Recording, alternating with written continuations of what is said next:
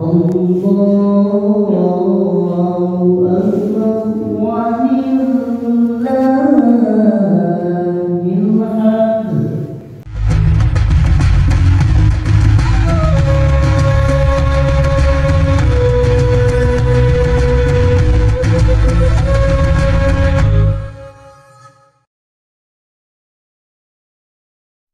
dulu ya.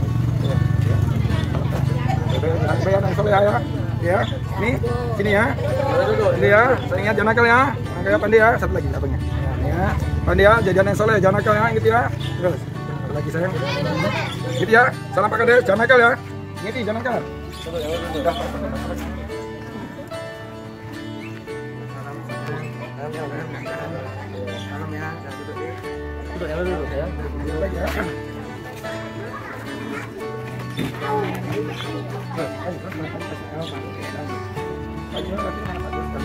Mudah-mudahan kalian menjadi anak yang soleh dan yang soleha.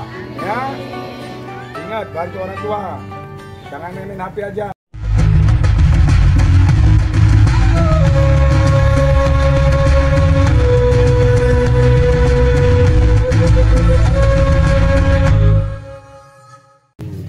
Bismillahirrahmanirrahim.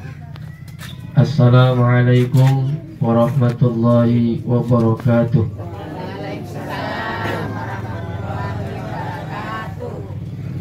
Alhamdulillah. Alhamdulillahilladzi arsala rasulahu bil huda wa dinil haqq liyudhhirahu 'ala ad-dini kulli wa kafa billahi shahida. Ashhadu an la ilaha illallah wahdahu la syarika lah wa ashhadu anna sayyidana Muhammadan abduhu wa rasuluh. Allahumma salli wa sallim wa barik ala sayyidina Muhammad wa ala alihi wa ashabihi ajma'in, amma ba'd. Qala Allah ta'ala fi kitabihil karim, a'udzu billahi minasy syaithanir rajim. Bismillahirrahmanirrahim. Qad aflaha man zakkaha wa qad khaba man dassaha. Shadaqallahul azim. Puji serta syukur kita ucapkan kehadirat Allah Subhanahu wa taala atas segala limpahan rahmat, karunia dan nikmatnya kepada kita semua, sehingga pada pagi hari ini kita dapat hadir dan berkumpul bersama di kediaman rumah Bapak Sapriyadi, keluarga di rumah ini dalam rangka acara pemberian santunan kepada anak-anak yatim, sekaligus pemberian hadiah kepada ibu-ibu peserta paket sembako lebaran yang semana sudah dilaksanakan di hari raya pada tahun ini. Mudah-mudahan pertemuan kita pada pagi hari ini mendapatkan ridho, rahmat dan barokah dari Allah Subhanahu wa taala. Amin. Amin ya rabbal alamin. Selanjutnya salawat beriring salam mari kita sampaikan kepada junjungan kita baginda Rasulullah Muhammad sallallahu alaihi wasallam beserta keluarga dan para sahabatnya sekalian. Semoga di yaumil mahsyar nanti kita kelak mendapatkan syafaatnya. Amin. Amin ya rabbal alamin. Yang saya hormati ahli bait di rumah ini, Bapak Sapriyadi beserta dengan keluarga. Yang saya hormati tim YouTuber kita dari Mencirim Syariah, ini Abang Jul Asfi. Yang saya hormati ibu-ibu seluruh peserta daripada paket lebaran Mencirim Ekonomi Syariah. Yang saya hormati Bapak Ibu, orang-orang tua kami dan anak-anak yatim yang hadir pada pagi hari ini yang dirahmati oleh Allah Subhanahu wa taala. Karena ini masih dalam suasana hari raya atau lebaran, maka di sini saya mengucapkan minal aizin wal faizin, mohon maaf lahir dan batin. Selamat Hari Raya Idul Fitri 1 Syawal 1442 Hijriah.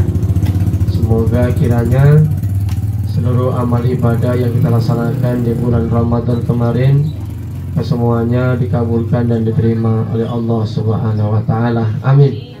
Amin ya rabbal alamin. Dan di hari yang fitri ini semoga kiranya kesucian diri kita tetap terjaga. Apalagi ini kita sudah berada di tanggal 21 Mei 2021 bertepatan dengan 8 Syawal 1442 Hijriah. Jadi ibu-ibu, kita setelah masuk Idul Fitri itu kita seperti bayi yang baru dilahirkan dari rahim kita masing-masing, bersih tanpa dosa dan kesalahan. Maka oleh karena itu diri kita yang sudah bersih ini, yang sudah suci ini, jangan lagi kita kotori dengan perbuatan maksiat, perbuatan dosa selepas bulan Ramadan ini. Dan di sini juga saya selaku penanggung jawab daripada program paket sembako hemat Lebaran tahun ini, saya juga sebagai penanggung jawab mengucapkan mohon maaf yang sebesar-besarnya manakala dalam pendistribusian paket sembako pada tahun ini terdapat ada kekurangan, keterlambatan, ataupun ada ketidakpuasan daripada seluruh peserta daripada paket sembako itu. Maka di sini saya atas nama penanggung jawab program paket sembako hemat ini mengucapkan mohon maaf yang sebesar-besarnya kepada seluruh peserta. Maaf ya Bu. Maaf Bu. Alhamdulillah. Bapak Ibu, orang tua kami yang dirahmati oleh Allah Subhanahu wa taala. Dalam acara pembagian hadiah bagi peserta paket sembako hemat ini, di sini juga kami balut sekaligus dengan acara pemberian santunan kepada 20 orang anak yatim. Yang dalam hal ini ada beberapa anak yang belum hadir. Nanti kita akan berikan saja langsung kepada anak tersebut kalau tidak hadir pada hari ini. Kenapa kita dalam acara ini kita panggil anak yatim? Supaya acara yang kita laksanakan ini mendapatkan keberkahan dari Allah Subhanahu wa taala. Karena ibu-ibu, anak yatim itu belum dia baca ayat, belum dia ngaminkan doa, duduk saja di rumah kita. Duduk saja dia. Udah berkah rumah kita. Apalagi di samping dia duduk di rumah kita, dia mengaminkan doa, dia baca ayat Al-Quran, maka rumah kita semakin bertambah berkah. Maka ibu-ibu, harapan saya dengan adanya acara ini, kita ke depannya bisa lebih peduli lagi kepada nasib anak-anak yatim yang ada di sekitar kita. Karena ternyata salah satu amalan yang nantinya dapat menyebabkan diri kita di akhirat, surga kita dekat dengan Rasulullah SAW.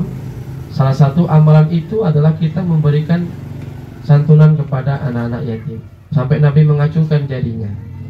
Orang yang memberi santunan kepada anak yatim dengan diriku dekat surganya, kata Nabi, seperti dekatnya jari tengah dengan jari telunjuk. Segitu dekatnya orang yang menyantuni anak yatim dengan Nabi nanti di surga. Kenapa? Karena Nabi suka dengan anak yatim. Nabi juga peduli dengan anak yatim. Maka dalam kesempatan acara ini kita balut sekaligus dengan kita adakan pemberian santunan kepada anak-anak yatim. Mungkin tahun ini 20 orang, mudah-mudahan tahun depan bisa lebih meningkat lagi menjadi 50 atau 60 orang, mudah-mudahan. Maka doakan ibu-ibu, semoga program ini bisa terus maju, sukses, dan bisa meningkat di tahun-tahun yang akan datang gitu. Bapak Ibu, orang-orang tua kami yang dirahmati oleh Allah Subhanahu wa taala. Kemudian di samping pemberian santunan kepada anak yatim, tadi program paket sembako hemat pada pagi hari ini, nanti juga kita akan berikan hadiah kepada para peserta paket sembako. Ternyata dalam agama Nabi juga menyuruh kita untuk kita saling memberi hadiah. Kata Nabi, saling memberi hadiahlah kamu, karena dengan begitu akan timbullah rasa sayang, rasa cinta, rasa dekat antara seorang hamba Allah dengan hamba Allah yang lain. Jadi kita disuruh dalam agama untuk saling memberi hadiah supaya kita saling dekat, saling mencintai, saling kasih sayang satu dengan yang lain. Nah, itu. Ibu-ibu, orang-orang tua kami yang dirahmati Allah Subhanahu wa taala. Dalam bulan Syawal ini sedikit mau saya sampaikan, ibu-ibu, ada salah satu amalan ibadah puasa sunnah di bulan Syawal. Kalau bisa ini diamalkan, ibu-ibu. Namanya puasa 6 hari pada bulan Syawal. Ini hadisnya sahih. Hadis riwayat Muslim. Nabi bersabda, "Man shoma Ramadan tsumma atba'ahu sitta min Syawal kana kasyamid dahri." Barang siapa yang berpuasa pada bulan Ramadan lalu dilanjutkannya, lalu diteruskannya dengan berpuasa selama 6 hari pada bulan Syawal, maka dihitunglah pahalanya seperti orang yang berpuasa selama 1 tahun lamanya. Hadis riwayat Muslim. Maka Bu, lanjutkan niat kita untuk puasa 6 di bulan Syawal. Ini masih tanggal 8 Syawal, masih ada 22 hari lagi bulan Syawal ini. Ya, masih panjang. Nah, mari kita amalkan. Tapi kalau bagi yang masih ada hutang puasa Ramadan atau puasa wajib kemarin karena kita haid atau karena kita sakit, sebaiknya kita niatkan kita mengqadha dulu, mengganti daripada puasa Ramadan yang kita tinggalkan. Ya, jadi jangan terbalik. Kita dahulukan yang sunnah daripada kita mendahulukan yang wajib. Ingat ya, puasa 6 hari dalam satu sunnah. Adapun mengqadha atau mengganti puasa Ramadan yang kita tinggalkan di bulan Ramadan kemarin itu wajib. Jadi dahulukanlah perintah yang wajib daripada perintah yang sunnah. Gitu dijelaskan oleh ulama-ulama kita, termasuk Ustaz Abdul Somad menyampaikan beliau begitu. Nah, terkadang mohon maaf ya Bu, kita kan sering suka menunda-nunda untuk mengganti daripada puasa Ramadan yang kita tinggalkan. Saya khawatir nanti kalau kita tunda-tunda puasa Ramadan yang belum kita ganti itu, mohon maaf, ternyata umur kita nggak panjang, takdir Allah menyatakan lain, kita telah wafat, telah meninggal dunia, berarti kita meninggal dalam keadaan punya hutang kepada Allah, yaitu puasa Ramadan yang belum kita tunaikan atau belum kita ganti. Maka niat Bu, segera diganti dulu puasa Ramadannya. Ketika puasa suami sahur, niatkan puasa Syawal, ibu niatkan mengqadha puasa yang ditinggalkan. Ya. Jadi puasa Syawal ini boleh dia berurut dari Senin sampai Sabtu. Berurut, boleh dikelang-kelang. Jadi makna summa atba'u sitta min Syawal itu boleh berurut, boleh dikelang-kelang. Ada orang ambilnya seminggu 2 kali. Diambilnya Senin, Kamis sampai 3 kali, selesai 6 hari. Ada yang dia sekaligus dari Senin sampai Sabtu dia berurut, bagus. Ada yang 3 hari diambil minggu ini, 3 hari depan juga nggak masalah. Yang penting masih berada di bulan Syawal, ya. Karena Syawal itu artinya peningkatan. Jadi hendaknya ibadah kita di bulan Syawal ini harus semakin meningkat, jangan semakin menurun. Nanti kalau ibadahnya, imannya, amalnya semakin menurun, nanti rezekinya pun akan semakin menurun. Tapi kalau amal kita semakin meningkat, iman kita semakin meningkat, ketaatan kita semakin meningkat, insya Allah nanti rezeki kita juga akan ditingkatkan oleh Allah Subhanahu wa ta'ala. Harus yakin. Amin. Amin. Ya Bu, niat puasa 6 hari di bulan Syawal. Tapi bayar dulu utangnya. Kalau yang masih ada utangnya. Kalau yang udah dikerjakan Syawal itu tapi belum dibayaran itu, tapi udah niat yang Syawal aja kayak mana, nggak apa-apa? Iya, yang sudah terlanjur tak masalah. Nah, tapi kalau yang masih belum, yang masih belum, sebaiknya kita dahulukan untuk mengqadha atau mengganti daripada puasa Ramadan yang kita tinggal. Mohon maaf, kadang-kadang karena ketidaktahuan kita dalam masalah hukum menyebabkan kita jadinya terkadang melakukan yang disunahkan dulu ketimbang yang diwajibkan oleh Allah Subhanahu. Tapi kan orang yang tidak tahu itu tidak dibebani hukum. Seseorang itu baru dia dibebani hukum setelah dia udah tahu tapi nggak dilakukan. Nah, itu yang salah. Ya. Tahu ya apa ya? Contohnya saya kan gitu kan. Ya, jadi setelah tahu maka depannya kita harus perbaiki, ya. Nah, kalaupun dengan kita mengqadha puasa Ramadan kita tinggal, Allah menghendaki kita mendapatkan fadilah puasa Syawal, itu hak Allah Subhanahu wa taala. Tetapi niat utama kita tetap kita mengqadha atau mengganti daripada puasa Ramadan yang kita tinggalkan dulu, baru kita puasa 6 hari pada bulan Syawal. Karena ada kejadian begitu di suatu daerah. Ya, ada kejadiannya gitu, Bu. Ibu ini ternyata tidak langsung cepat ganti puasa. Ternyata belum sempat digantinya, ibu ini meninggal dunia. Iya kan, Bu? Meninggal dunia, berarti kan dia meninggal dalam keadaan punya hutang kepada Allah. Karena puasa Ramadan yang kita kerjakan itu bukan untuk kita. Fa innahu li, untukku, kata Allah. Wa ana azazibi, maka aku yang akan memberikan balasannya.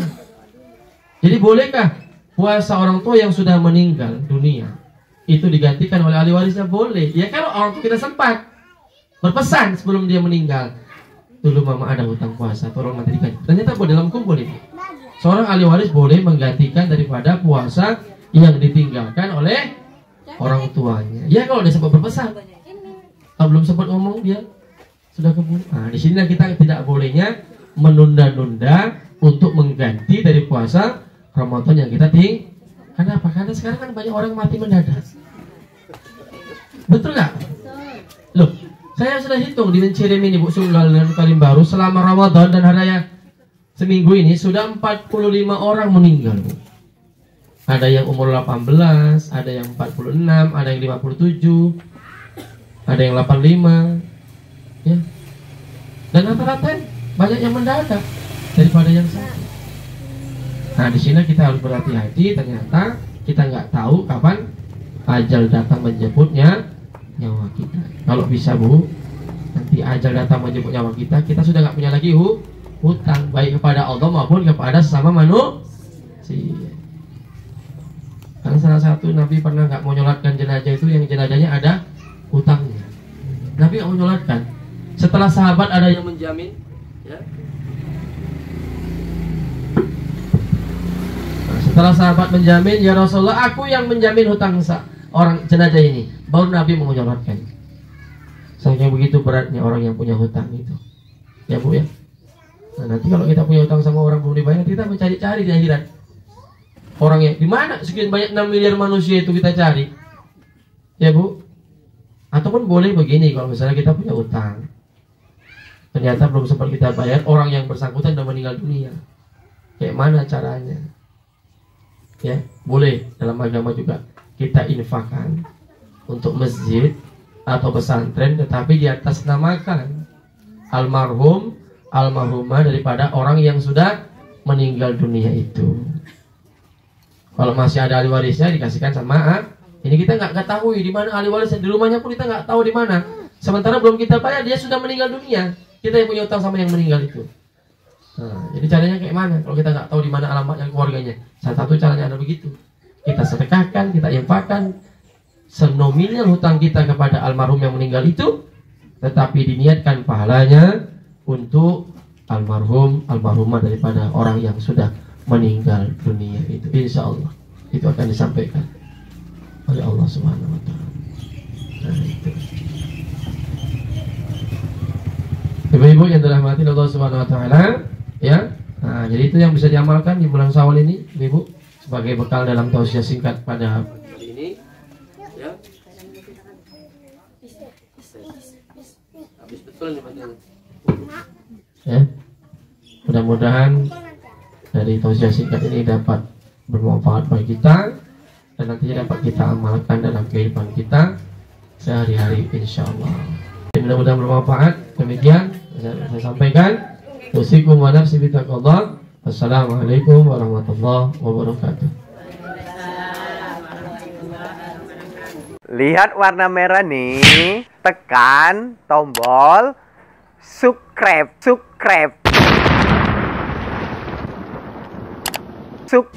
Bagikan share. Suka, like, ting tong, loncengnya jangan lupa. Insyaallah, semoga video-video yang ada di Mencium Syariah berguna bagi sahabat dakwah. Assalamualaikum warahmatullahi wabarakatuh.